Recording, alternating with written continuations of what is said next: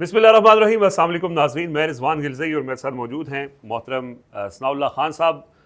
उस दिन इनसे साथ वीडियो की तो जो हमारे नाज़रीन हैं उन्होंने इस ख्वाहिश का इजहार किया कि सनाउल्लाह साहब को रेगुलर आना चाहिए। हमारे तो उस्ताद हैं, हमारे लिए बड़ा ऑनर है।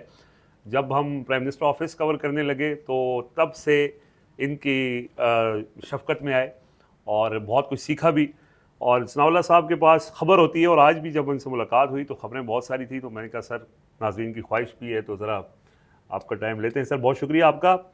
सर जी, आपने अगली वीडियो के अंदर ये जिक्र किया था कि हुकूमत इस बात पे झूठ बोलती है कि उन्होंने अपने अखराजात में कमी की है। हुकूमत के अखराजात में बजाय कमी के इजाफा हुआ है।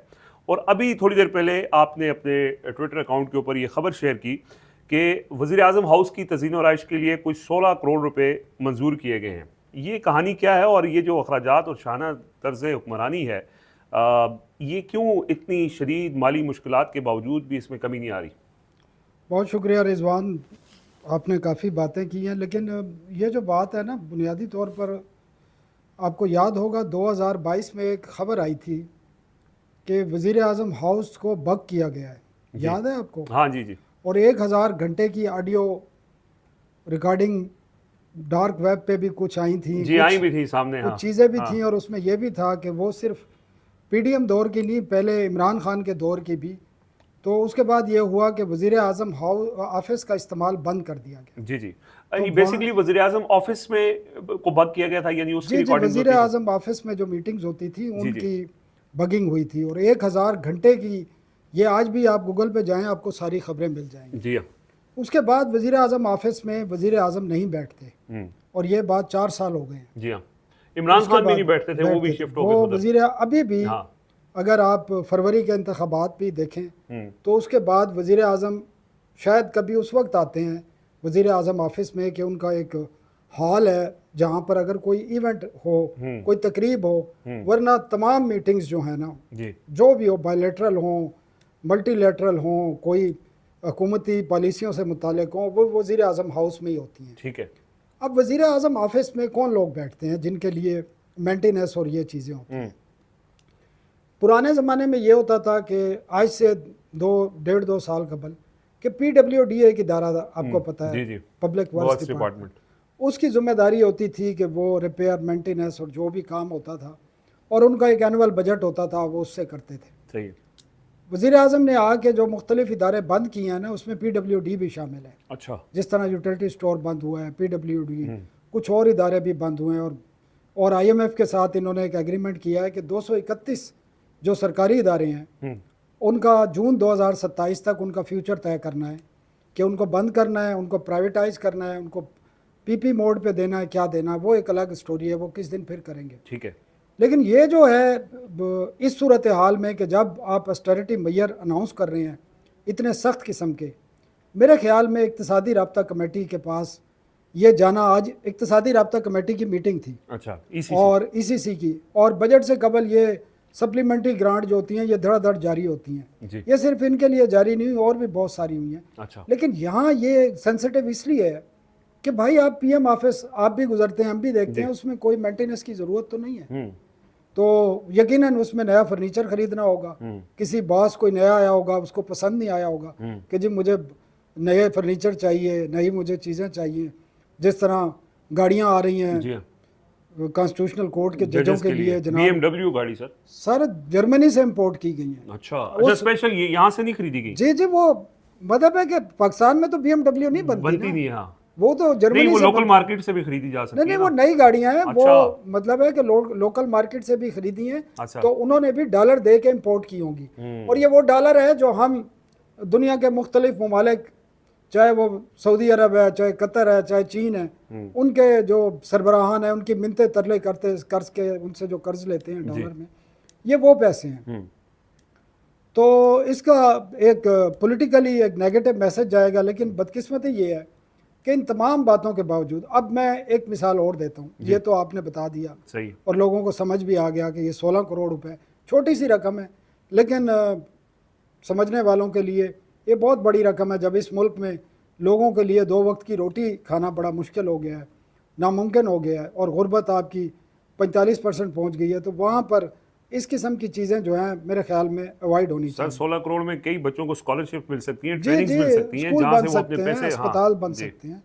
लेकिन इसके साथ अब अगर देखें, जो दूसरा जिस पर बहुत तनकीद भी हो रही है, जी बाकू में एक कॉन्फ्रेंस हो रही है, जी ठीक है जी, अर्बन प्लानिंग के हवाले से, जी और उसमें आप हैरान होंगे, उन्होंने वफाक को भी बुलाया था, जी, उन्होंने सूबों को भी इनविटेशन दी थी। सही है। सिंध से आप हैरान होंगे कि एक नाज़िम लेवल का बंदा गया है। अच्छा, जी जी, नुमाइंदगी की उसने, उसने सिंध की नुमाइंदगी की है, क्योंकि वो एक बल्दियाती निज़ाम के हवाले से एक वो, कॉन्फ्रेंस है बस, और हाँ सिंध में बल्दियाती निज़ाम है, तो जी, उन्होंने एक नाज़िम भेज चीफ दिया, मिनिस्टर जाने की बजाय हाँ उन्होंने एक अपना जो नाज़िम लेवल का बंदा होता है हाँ, उसको उसको भेज दिया, और उसने रिप्रेजेंट किया है। ठीक है। वफाक ने मुसद्दक मलिक को भेजा है, अच्छा, ना मतलब उसी कमर्शियल लेवल का फ्लाइट समझे, से। हाँ पंजाब ने, आप अंदाज़ा करें कि मुझे हंसी भी आती है और अफसोस भी होता है कि आधा दर्जन वज़ीर, मुशीर, चीफ सेक्रेटरी साहब खुद, चीफ वज़ीर आला खुद, और वीआईपी प्लेन, और उसी तैयारे उसमें में सर जो $38 मिलियन का जो जी आया जी, था, वो जो 12 उसका नाम है वो gulf stream gulf 500 stream 600, 600 sorry, जी जी, अब उसको चलाना भी तो है ना। हाँ। और वो सिर्फ त्यारा जाना नहीं होता, हाँ जी, उसके खर्चे होते हैं, उसके पार्किंग के भी वहाँ पार्किंग के भी खर्चे पैसे हैं। होते हैं। फिर इतने सारे लोगों ने जाके वहाँ करना क्या था? वो भर के ले गए हैं वो सर। चीफ मिनिस्टर साहब खुद चली जाती, जाके उन्होंने तकरीर करनी थी, अकेली चली जाती। इस मौके पर जब ऐसा मुल्क जिसमें इस किस्म की सिचुएशन हो, गुर्बत हो, आपका क्राइसिस हो, आपकी poverty, below the poverty line, आपकी आधी आबादी नीचे चली गई हो, और ऐसा सूबा 12 करोड़ जिसकी आबादी हो, जहाँ 1 करोड़ बच्चे स्कूल नहीं जाते, स्कूल से बाहर हैं, जहाँ पे पॉवर्टी सबसे ज़्यादा है, उसके चीफ मिनिस्टर जनाब जहाज़ भर के बाकू जाती हैं और वहाँ तंदूरों पे रोटियां लगा रही हैं, टिक टाक बना रही हैं। तो अफसोस होता है, समझना चाहिए, आपने सियासत करनी है, आपने आगे जाना है, आपके बड़े अज़ाइम हैं, आपने प्राइम मिनिस्टर के ख्वाब देखे हुए हैं, तो ये चीज़ें आपको, आपने अगर वोट लेने हैं लोगों को, ठीक है, आप सूबे में बड़ी जो आप एक कैंपेन चलाती हैं, मीडिया इश्तिहारों में कैंपेन, तो उससे बहुत नज़र आ तरक्की रहा हो है रही कि है बहुत सर। काम हो रहा है, कुछ नज़र भी आता है लाहौर में, लेकिन ये चीज़ें भी सियासी लीडरशिप को ख्याल करना सर वो तंदूरों पे रोटियां लगा रही हैं, खैबर पख्तूनख्वा के तंदूर ठंडे पड़ रहे हैं, आटे का मसला है। कल प्रेस कॉन्फ्रेंस भी की उन्होंने पंजाब का, इस हवाले से जाहिर है उसके ऊपर बड़ी तफसील से बात भी हुई है। ये आपने कहा कि जी वो गल्फ स्ट्रीम 600 जो है वो सर कोई डॉलर्स में अगर देखें ना, वो 38 से 40 मिलियन डॉलर की उसकी प्राइस बनती है। आज स्टेट बैंक ऑफ पाकिस्तान के दादोशुमारी ये बताते हैं कि इस पूरे माली साल के जो 10 महीने गुजरे हैं, इसमें पाकिस्तान में टोटल सरमायाकारी जो बैरूनी सरमायाकारी आई है वो 31.7 मिलियन डॉलर है, यानी एक जहाज़ के बराबर में नहीं है जितना हमने जहाज़ के ऊपर खर्च कर दिया है। सर ये सरमायाकारी क्यों नहीं आ रही, कंपनियां क्यों छोड़ के जा रही हैं? देखें, इन्वेस्टमेंट ना, domestic investment plus FDI, foreign direct investment या पोर्टफोलियो इन्वेस्टमेंट, जी वो किन मुल्कों में आती है? जी, उसमें 4-5 पॉइंट जो है ना बड़े, एक नंबर 1 होता है पॉलिटिकल स्टेबिलिटी, नंबर 2 होता है सिक्योरिटी, नंबर 3 होता है कि आपका जुडिशल सिस्टम कितना इंसाफ फराहम करता है। अगर किसी इन्वेस्टर के साथ कोई ज्यादती हुई है तो उसको फ़ौरन इंसाफ मिल जाता है। मैं इसलिए गिना रहा हूँ कि आपने मुझे बताना है कि क्या ये चीज़ें हम पैरामीटर पूरे हैं। पॉलिटिकल स्टेबिलिटी आ गई, बिल्कुल, आज़ाद जुडिशरी आ गई, आपकी सिक्योरिटी आ गई, जी हाँ, आपका जुडिशल टैक्सेशन सिस्टम। दुनिया में इस वक्त जो हमारे मुकाबले के मुल्क हैं, पाकिस्तान सबसे वो मुल्क है जहाँ सबसे ज़्यादा टैक्सेशन है। फिर आपकी energy cost highest in the world. तो जब ये 5 चीज़ें नहीं होंगी तो आप मुझे बताएं, कोई पागल है इधर आके इन्वेस्टमेंट करेगा? फिर आप इन्वेस्टर के साथ जो करते हैं, वन कॉन्स्टिट्यूशन, सर आपने इसको बड़ा कवर किया था। वन कॉन्स्टिट्यूशन को छोड़ दें, ये तो छोटी सी चीज़ है। आप यहाँ पे कोई अगर इंडस्ट्री लगाना चाहता है तो वो ज़मीन खरीदेगा तो उसको 2 महीने बाद, साल बाद पता चलेगा ये तो मेरे साथ फ्रॉड हो गया, टोटल फ्रॉड है आपको। आप देख ले ना कौन सा इन्वेस्टर यहाँ आएगा फिर। तो ये 4-5 चीज़ें आपकी ठीक होंगी तो आपके यहाँ इन्वेस्टमेंट आएगी। फिर आप फॉरेन करेंसी में आप अपना प्रॉफिट नहीं ले जा सकते इस मुल्क से बाहर, क्योंकि है ही नहीं आपके पास इतनी, वो ही नहीं है। तो ये बहुत सारे फैक्टर हैं जिसकी वजह से इन्वेस्टमेंट नहीं आ रही। और फिर इंटरेस्ट रेट देख लें, ये ठीक कैसे होगा सर? ठीक उस वक्त होगा कि हम जब तमाम पूरी कौम, हुक्मरान खाली नहीं, आप यहाँ पर कमिटेड होंगे आपके कॉन्स्टिट्यूशन के साथ, जो भी है आप बना लें, एक दफ़ा तय कर लें कि ये हमारा कानून वो सर हर आइन साल है। नई तरमीम आके उसको सारा उलिया उसका बिगाड़ दिया वो जाता तो है। इंटरेस्ट बेस है ना, जिसकी जो जरूरत होती है वो उसके मुताबिक करता है। पार्लियामेंट के जरिए होता है ना सर। पार्लियामेंट तो अब मैं क्या बताऊं, रबड़ स्टैंप है, आपको भी पता है। आज पार्लियामेंट का इजलास था ना, जी जी, कितनी देर चला कोरम है? ही नहीं था सर। सर कितनी देर चला है? 1 मिनट भी नहीं जी, चला। जी, जी। ठीक है, और 65 नुकाती एजेंडा था और प्राइवेट मेंबर डे था। जिन लोगों का एजेंडा था वो भी नहीं आए। मतलब देर उनके अंदर ये अंडरस्टैंडिंग है कि भाई यहाँ कोई फायदा ही नहीं है। हाँ, पार्लियामेंट की हमें तो कोई किसी औकात नहीं। एक कर्नल लियाकत ने पकड़ के आके कहना है कि जनाब ये कानून साजी कर लो आप, हाँ, तो फिर और क्या फौरन करेंगे? सारे पहुंच जाएंगे। पहुंच जाएंगे। तो भाई ये चीजें आपको करनी पड़ेंगी। आपको कानून पे आपको अपने इदारे जो है खुद मुख्तियार बनाने पड़ेंगे, टोटली इंडिपेंडेंट। चाहे वो FIA है, चाहे वो आपकी जुडिशरी है, चाहे आपके वो रेगुलेटर हैं, चाहे आपका नैब है, चाहे आपके एंटी करप्शन के इदारे हैं, चाहे आपकी पुलिस है। जब तक वो डिसाइड नहीं करेंगे कि वो फैसले उन्होंने करने हैं। आज मैं एक शो में जाना है, मैं उस पर थोड़ा सा पढ़ रहा था। आप मुझे बताएं कि कैपिटल डेवलपमेंट अथॉरिटी में, CDA, ठीक है, वो एक इंडिपेंडेंट अथॉरिटी है, पता है आपको? जी, जो फैसला नाम इंडिपेंडेंट है वैसे जी तो जी, बात जो भी फैसला एक डिप्टी डायरेक्टर ने करना है जी, वो वफाकी वजीर के लेवल पर या प्राइम मिनिस्टर के लेवल पे होता है। CDA का फैसला। जी जी, मैं आपको ये बता रहा हूँ कि इस लेवल के हमारे यहाँ पे सिचुएशन है।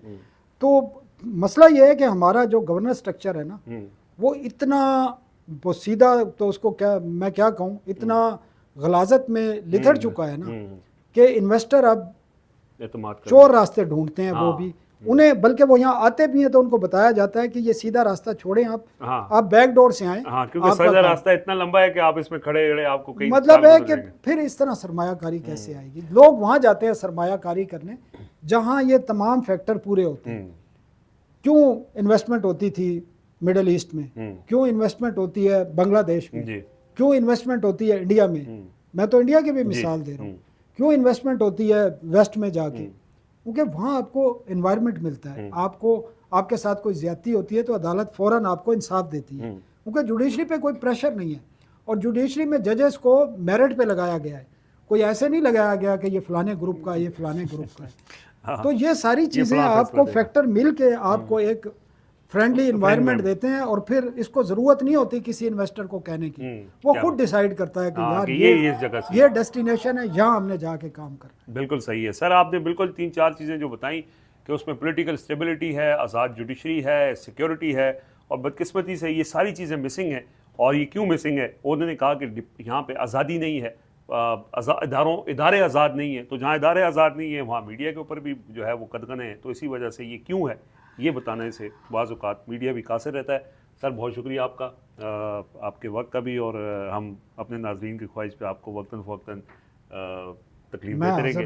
आपका बहुत शुक्रिया। फीडबैक अपना ज़रूर दीजिएगा। इजाज़त दीजिए, अल्लाह हाफ़िज़।